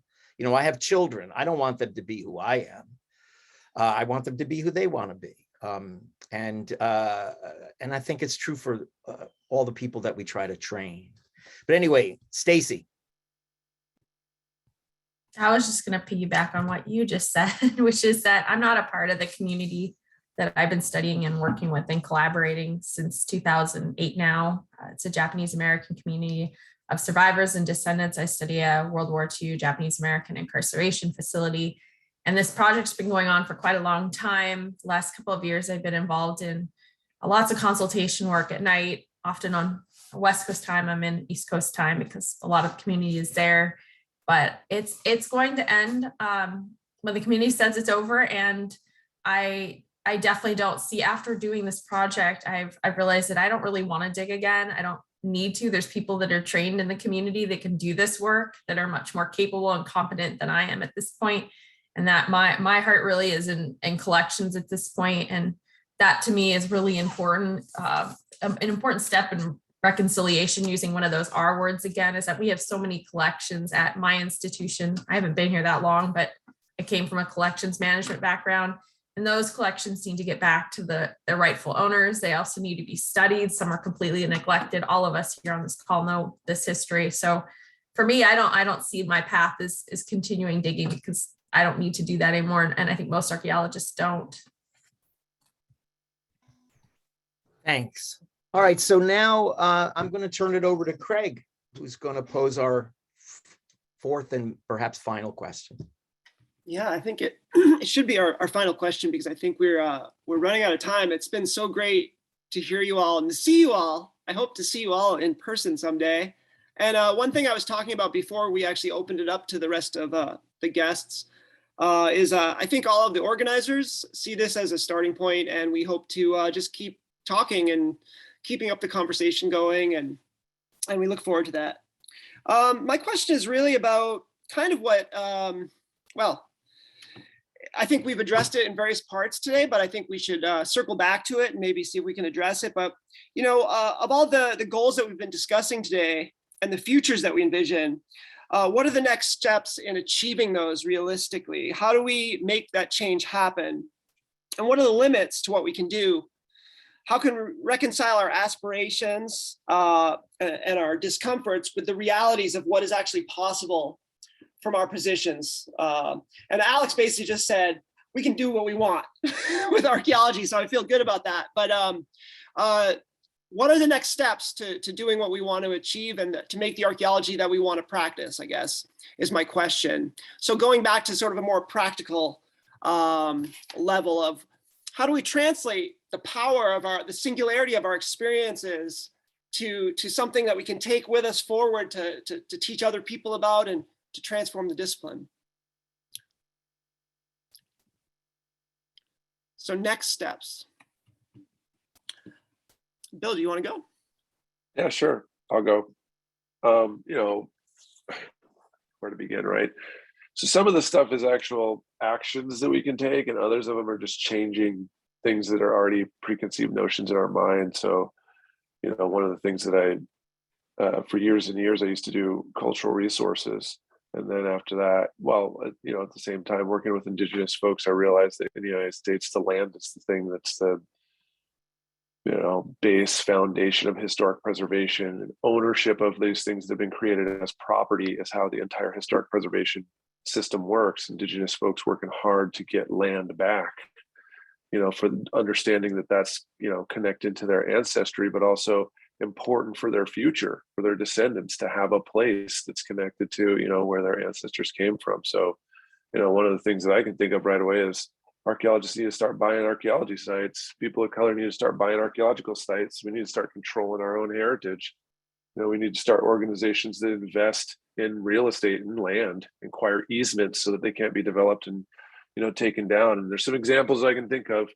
In the Netherlands, there's a kind of a public-private corporation called the Stadsherstal, and I use it a lot in my heritage conservation class. It was started as a way to rehabilitate old historic buildings in Amsterdam, but it's grown into this huge thing that's dedicated towards providing affordable housing in the city center, buying these older buildings, using tax breaks and investments, and giving a small, steady return on investment for investors. And it's been going on for, you know, 70 years, and it's a example of what can happen. It's kind of like the National Trust. However, it's for the actual people, not just for us to launder our own money and keep it, you know, from being passed on through inheritance taxes. Like, that's how they acquire a lot of this stuff. You know, there's another example in the Bay Area, the Sogorea Te Land Trust and the Shumi land tax, where people voluntarily pay a certain amount to Ohlone groups. You know, this is a really contentious thing to mention out loud, of course, because Ohlone are not a contiguous group of people, in this land tax is not going to everyone who claims Ohlone membership, right? So obviously there's going to be things that we have to work out, but the idea of, you know, putting together monies to purchase lands in ancestral areas for folks, and then, you know, using that to acquire more historic properties. Of course, when it comes to historic preservation, CRM companies, state historic preservation offices, the military, archaeology groups, and everyone who's in charge of the Forest Service, like, we need to get more people of color in those positions and control that stuff. We need more people at the state, local, and federal level that are qualified to run these organizations, so that we can be at the receiving end of determining what is and what is not eligible to the national register, and looking over the work of cultural resources companies. They're profit-driven entities that don't have people of color most of the time. Also, people of color need to start their own CRM companies, and then raise hell when proper CRM that's inclusive of our ideas is not made, right? So, you know, those are all huge things. And then changing our own mind, stop thinking that being a professor is the ultimate end game, that we all need to be professors, right? If you finish and you always wanted to be an archaeologist and you get paid to do archaeology, you're a success. You did it, right? So now we need to start getting you into a position where you can try to fulfill some of these obligations. And I can tell you from personal experience, being a professor is not the only way you can do this kind of stuff. You know, cultural resource, we think that it was mentioned before, professors have the power because we're writing these articles and stuff, but the people who run these companies, they're the ones who are in charge of, you know, deciding what is, you know, whether construction is going to happen or not, whether our heritage sites are going to get wasted or what. They're the ones who own the companies. They're the ones who are profiting from this, and they're the ones who ultimately decide. They're the ones who have the big decisions. State Historic Preservation Office that approves these recommendations, they also have power, right? So people who own these businesses, the people who are adjudicating our evaluations, they're the ones who have the actual power when it comes to you know, deciding what's a heritage site. But when it comes to archaeology, the technicians, archaeology techs, they're the ones who have all of the power, because they're the ones actually doing the work out there, and they're the ones who actually filter up to these higher levels. So getting more people to be at the entry level that can rise up through cultural resources and through all this other stuff, you know, that's huge. And then you know, Carol mentioned the academic publishing industry. Just transcribe this thing and feed it to them. Like, they're going to just take the stuff and put it God knows where and make us edit it into something that's almost unreadable that our students won't even read. So transcribe this thing and give it to them, and stop the stop, because this is for our people. This is for everyone right now, this talk. If they want to publish it and not even give us our own copy of our own article, our own book, They can just take this and transcribe it, right? They still got something, and it's not like they're actually making a boatload of money on it anyway. So changing the idea that what's in the academic press is the actual knowledge. We're the knowledge. Our people we work with, they're the knowledge, right? Whatever goes into a journal, it all got sanitized through a crazy system. That's how they got it, right? Whatever's in a CRM report, it's distilled until it's, like the plainest broth that you can possibly make. The real knowledge is happening right now. So if they want stuff, take the real knowledge and boil it down to nothing and hand it to them. Thanks, Bill. Alicia. Yeah, I would want to add to another R word. So in addition to, reclaiming what's been lost, what's been erased, what's been hidden and buried and taken, another thing I would recommend as next steps is a reimagining of archaeology entirely, and really a reckoning, because we haven't even really reconciled with the past harms we've done, the present practices right now that are causing harm, and all the things we've done in the past. But to really reimagine what archaeology is. I think so many of us have shared that, people don't consider us to be doing real archaeology. And I take my cues from Whitney Battle Baptiste, creating a whole movement around Black feminist archaeology, and then leading a plenary session at SHA when she was one of the main people they considered not doing real archaeology.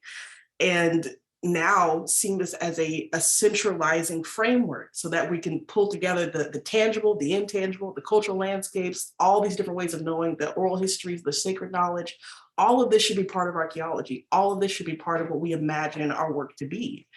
And it's not just one way, as we've all been testifying to. There's so many ways of doing this work that's all equally valid and should coexist alongside each other. But I would also encourage us that, in 2022 and moving forward, if we want to be relevant in the social movements that are happening around us, we need to actively do more to bring about this positive change in the world, which means not only, acknowledging our past, but completely reassessing our positionality, where we take money from, who we accepting funding, who's being disenfranchised by the work we're doing, or who's not at the table, who's not being included in our scope of work. How can we place community needs above institutional needs? Like, there's so many different ways we could really do this lifelong work of decolonization, but also reimagining what this field even is, if we're willing to do that labor. But it's a lifelong commitment. Thanks, Alicia. Alex, please. So just to kind of piggyback off what's been said to date for the two, I don't mention this lightly. I actually hate mentioning it, which probably is anti what it should be. But I started an archaeological consulting firm last year. And I don't call it a CRM firm because I don't do CRM. But what I realized was that I was being tapped so much by communities to come in with archaeological knowledge to actually oversee CRM firms and what they were doing, because people didn't feel like they were culturally competent. So I started getting hired to either partner with CRM firms or to partner adjacent to CR firms or to double check CR firms' information, because communities were very upset. So it ended up being one of those things that when we talk about reimagining, creating own, doing space, I feel like multiple times I've gotten put into the box where I've had to create some sort of new that doesn't exist in order to constantly keep doing this work in a place that we see the same things kind of happening. And I mean, maybe I'm seeing business opportunities there, but the flip side of it is that's what started to come out of this. So now I have a consulting company where I come in to do this sort of archaeological work that I've been getting tapped for. I mean, more and more to come in and literally specifically being asked, we need somebody to do cultural competent review of the archaeology that's being done. So when we talk about reimagining, and rethinking and reclaiming, and I think there's a lot of space of where archaeology could go in, but if we actually started to revise, have a revolution, I mean, if we want to keep going with our words, it's the point that we actually just stop and change. I mean, we've already had two small rebellions within this field in the past, few years. If we start to actually just implement everything that we've done, things like me having to start a firm to double check what colleagues are doing in order to, wouldn't even exist. There'd be no need for that whatsoever. And I think that needs to be a red flag, that when that is something that's starting to be, and the need is so great, I saw a need to start it as a business because I'm getting tapped for it. That's an issue. Thank you, Alex. Wade. So Alex, regarding what you just said, I think it's a great idea and a really important point. Before grad school, between undergrad and grad school, I did 2 years at an environmental consultancy, one of these like the large ones that it was ERM, so kind of on the par with like URS, right? One of these international environmental consultancies that firms hire to advise them to negotiate the ISHA process, and I was in the cultural heritage practice, and we would subcontract out to like local CRM firms and sort of oversee them. And I think taking that model in some ways, I've been thinking about it a bit for the past few days, because here in Boston, we had the Passamaquoddy scholar, Lydia Jennings, run as part of the Wings of America Native sort of running group. They do, it's a really cool program they have to bring high school runners to the marathon, but they also have chaperones that are older Native runners, usually elite level, or often are older academics or sort of professionals that have interest in running, and they tie in often really nicely. And so Lydia was giving this talk at Harvard about similar sorts of issues, and trying this discussion kind of came back in the course of, she was talking about geology and data science and how to intervene. And for me, I think this is sort of the companies hire intermediaries to sort of negotiate these things. They hire experts to help them potentially whitewash some of the things that they're doing. And I think that at least as a Native person, I think like ostensibly the TIPO offices fill this role for tribes to some degree. But if you're not Native, if you're not a TIPO, you're not getting that, or you don't have an office that's ostensibly representing you. You don't have that expertise. You don't have that knowledge to draw on necessarily, unless you conveniently have somebody like Alicia in your community and you make them your consultant. Or, and I think this is a really interesting topic that, probably should be pursued further. To what degree could, being a professor isn't the end all be all, as Bill was saying, right? Like, this is actionable. This is in the midst of these things, and helping people sort of understand where the work is going and how, and potentially having the power to review these documents and have changes made, I think is a really powerful thing. And the point I was going to make, I think in some ways is tied into this, at least as a, I am fresh off the block here. I started at BU in January. I defended in December. And one of the things I've been really wondering about and asking people about is recruitment.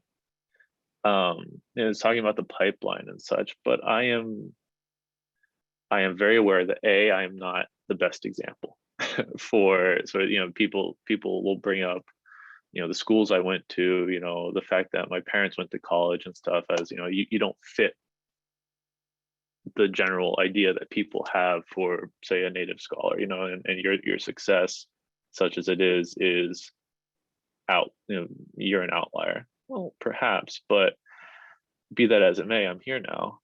And there are kind of uniquely, I think, for at least tribal nations, that there are 4 Navajo PhDs that are situated at different points in the academic pipeline. To what degree can we leverage that to train students to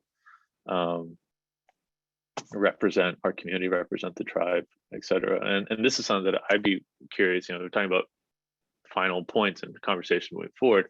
How do you recruit students, not necessarily depending on the people that are comfortable enough with the idea of archaeology or get attracted to it, and then go through that incredibly self-selecting process of finding your way somehow, but actually trying to, and that's what I've been looking to the side occasionally. I was like, what is archaeology in the community? This is fascinating. Like, let me read about this, right? How do you reach out to people and convince them, potential, not convince, but how do you lay out archaeology as a potential option, given this history, overcoming this history, and sort of explaining the potential? And I was just struck at the SAAs where, in between, being worried about getting COVID and stuff, I managed to go to a few things. And one of them was the native community mentorship breakfast. And there was a gentleman from one of the California, I think, a Rancheria community. And he was like, well, I was like, have you thought about doing this? And he's like, well, archaeology is prohibited. And I think expanding, as Alicia was saying, expanding the definition of archaeology beyond its like 20th century, 19th century. I used to joke on the res that Navajo people think about archaeology in terms of Indiana Jones, in terms of old white archaeologists digging up on us as these sites, or it's the thing that slows down your home site process because the BIA requires it to get the lease to the land that you don't own on the res. It's all negative. Like the connotation of archaeology is consistently negative. So how do you push back against that to tell people that you don't need to excavate, don't need to deal with human remains? You can ask questions that are historical or anthropological that address these things of interest and that they could contribute to it. How do you bring them in that way? But then there's the larger question about how do you make sure they succeed? And so I guess as a point, that's what I've been thinking about a lot, is that, well, I'll be, ostensibly next semester, I'll be in the place to take a student. That's incredibly powerful, incredibly terrifying. And, how do you be a good mentor? How do you be a good advisor? But then also, what if nobody applies to BU? Surprise, surprise. That, and I was like, well, okay, is that me using this position? Should I be going out to try to pull people in? Because there are examples in other places. I remember in undergrad, there's a professor there that works in Mongolia, and his policy is to bring in a pair, one Mongolian from Mongolia and one non-Mongolian archaeologist. And they both work in either Mongolia or Central Asia, but they enter the cohorts as pairs. And he's figured out a way within the whole usual thing of admissions, et cetera, to make that work, so that at least there's support, right? Or this cohort sense. And there's interesting ideas and kind of concerns and conversations to have about that. But I think it's something to think about more explicitly, sort of recruitment and overcoming this weird legacy. Thanks, Wade. Emily. I know we're nearing the end, but I just wanted to say really quickly, I think that Gen Z, so I'm teaching Gen Z right now in an Intro to World Archaeology class. I think teaching them all the things that we talked about today is what gets them interested in archaeology. Because the class I'm teaching, we start with like hunting and gathering and then agriculture and all of that. And you can see them, they're not really that interested. But the minute that I start switching to like, okay, let's talk about landscape archaeology. We actually used a piece that Alicia did, a talk you gave about the Tulsa race riots. And they were like, I didn't know that archaeology and mapping and all of this intersected and that we can give back to these communities. And now I have business majors and dentistry majors who want to major in archaeology because they're like, I did not know you could do this amazing community work. And so I think teaching them that this is what archaeology can do can get that next generation interested in archaeology and want to train as archaeologists. So, I think it was Bill was talking a little bit about, we can use these recordings to teach our students because this is the stuff that especially that generation is really, really interested in right now. So I think teaching can be a really powerful tool in that. I totally agree, Emily. I actually, every course I teach, it doesn't matter the title, the second week, we typically watch one of the, right now I've been watching a lot of archaeology in the times of Black Lives Matter, which several of you were in, but I Trojan horse it in every time, and it's true, I totally agree with you. I also like to say, to Wade, I think a lot of field schools, you do have the potential to do that. Like when you're working with a TIPO and a community, like at Mohegan, they've created a system where we have docents that are pre-college, pre-university, but they're high school age and maybe sometimes even younger, coming out with us on the land and seeing what the field school's doing and just hanging out casually. And I think it's a good way to start trying to, if they're interested, to keep going. You don't want to force them into it or anything. Thank you so much. I see that we've run a little bit over in time. So I first wanted to just, again, thank our sponsors, the Archaeology Center at the University of Toronto. I'm actually leaving the University of Toronto, so this is my last event, and I'm moving back to the US. And also thank the Fisk Center for Archaeological Research. I'd like to thank our audience members. And of course, I want to thank our wonderful panelists who were so great today. It's a day when I felt like I couldn't even put several words together to make a sentence. So it was so wonderful to see you all saying these wonderful things in such coherent ways. So thank you so much for joining us. And I hope to have this conversation many times again in the future and hopefully see you all maybe in person. Thank you so much and have a wonderful weekend.